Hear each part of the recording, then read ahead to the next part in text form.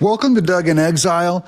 The H1B Visa debate still continues on will the working class people in America have their jobs replaced by people overseas just because they're cheaper? There's all kinds of corruption within the H1B Visa system where basically they hire people from India to come over here and they end up working below our normal Americans' wages. So why would you keep an American when you can get a cheaper India guy? So how can we really be America first if our economy is putting American workers last? To come in and do the job. That's the big debate. Welcome to Doug in Exile. I hope you guys have subscribed and done the thing and done the other thing. I can't even remember because I'm a 58-year-old man. I have the article here at Newsweek. This is Trump asked why he changed his mind on the H1B visas. This is a very interesting answer. I thought I'm going to keep continuing to criticize Trump on this. He wants the smartest people in the world, he says. There's some problems with that. President-elect Donald Trump asked by a reporter on Tuesday night at his New Year's Eve party, why did you change your mind on the H1B visas? The reporter asked. Now, reporters know they can always get to Trump by accusing him of changing his mind. What they mean is that he's a sellout or he's a liar, and that's supposed to trigger him. And Trump kept his cool and denied it. Every politician denies if they change their mind. No politician ever comes out. You'll never hear any of them ever come out and go, I changed my mind. And he responded in part, I didn't change my mind. Now, here's why it matters. An H-1B visa is a tool in an immigration program designed for highly skilled workers, and the Biden administration said this month that it plans to speed up applications in an overhaul of the program and that it would punish companies that might be abusing it. Fine. At Mar-a-Lago, Trump's Palm Beach resort on Tuesday, he replied, I didn't change my mind. I always felt we have to have the most competent people in our country. Now, that sounds like America does not make competent people. That's calling us incompetent. Huge insult. We need the most competent people in our country. What do you mean? Why isn't our country right now full of the most competent people? Why do I have to hire someone from India to make us competent again by hiring them? Why not make our country the kind of factory that cranks out competent mathematicians? See what I'm saying?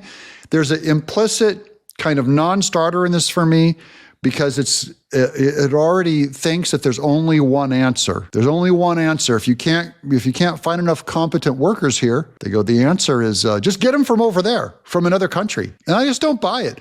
And why does it have to be India? Why can't you get the most brilliant mathematician, from Finland or Germany or South Africa? Why India? Is it a stereotype?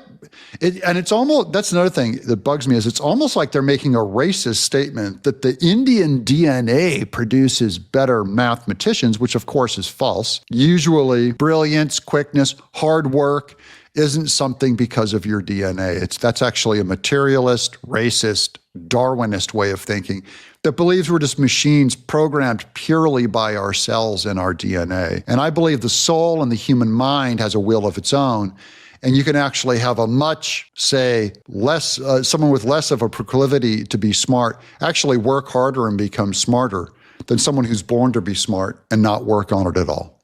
That's my opinion. What do you guys think? Go ahead and tell me in the comments below while you're here. Is it nature or is it nurture? Is genius your genes or is it your hard work and education? We need competent people, Trump says. We need competent people. We need smart people coming into our country. Why? Don't we need smart people to be developed in our country? Are you saying there's something wrong with America's DNA? That you couldn't take a third grader and raise him on math and make him a smarter person?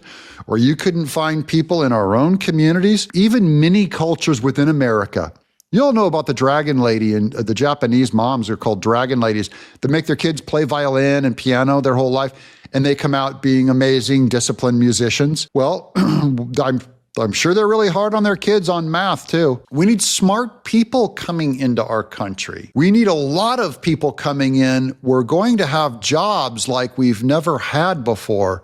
Well, I would sure like those jobs to go to our people. I'd like those jobs to go to my kids. My kids right now, my oldest is, she's 23. I have 4 kids. My youngest is about to turn 18. That's on the job market level, Trump. 18 to 24. And by the way, my kids are smart. They're straight A students. They all went to classical school, classic education. They're brilliant. Way smarter than the average high school kid. And he's going to jump over their head because they're not over 130 IQ in math like they can get from India. Thank you, Trump. So glad I paid my taxes.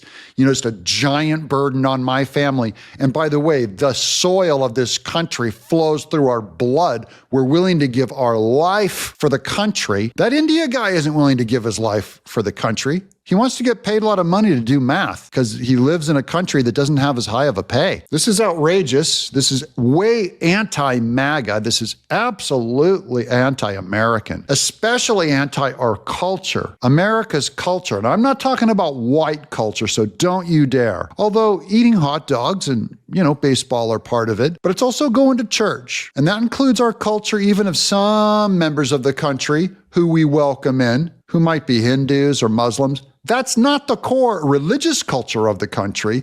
And I'm not going to pretend like all cultures are equal, as if America would be the same country if it was run by 90% Muslims versus, say, 70% Christians. You think you'd get the same country? Or if we were 90% atheist or Zoroastrian? I don't think so. I think part of our national identity is that we were founded, those founding documents and those men, that is a Christian influence. Some of my Jewish friends even will say Judeo-Christian. They add Judeo in there. They want to hang in there. No, because Christian is already Judeo-Christian. Jesus was a Jew. Trump says we need a lot of people, smart people coming in. We have a lot of jobs like never before, he said. Trump also spoke about the visa program in a comment to the New York Post on Saturday, saying in part, I've always liked visas. I've always been in favor of the visas. That's why we have them, he said via a phone call. Now, on the campaign trail, Trump said he wanted to end visas and hiring workers over here. So we got to make up our mind. I know the H1B very well, and it's something that I frankly use, and I shouldn't be allowed to use. We shouldn't have it. Very, very bad for workers. As we speak, we're finalizing H1B regulations so that no American worker is replaced ever again. H1Bs should be used for top, highly paid talent to create American jobs, not as inexpensive labor program to destroy American jobs. Why did you change your mind on H1B visas, sir? I didn't change my mind. I've always felt we have to have the most competent people in our country. We need competent people. We need smart people coming into our country. And we need a lot of people coming in. We're going to have jobs like we've never had before. The debate continues. Discussion's open. I'm happy to have a debate here on the right because, like I said in that earlier video, at least our side has a debate. The left doesn't allow debate or dissent. We do. We encourage it.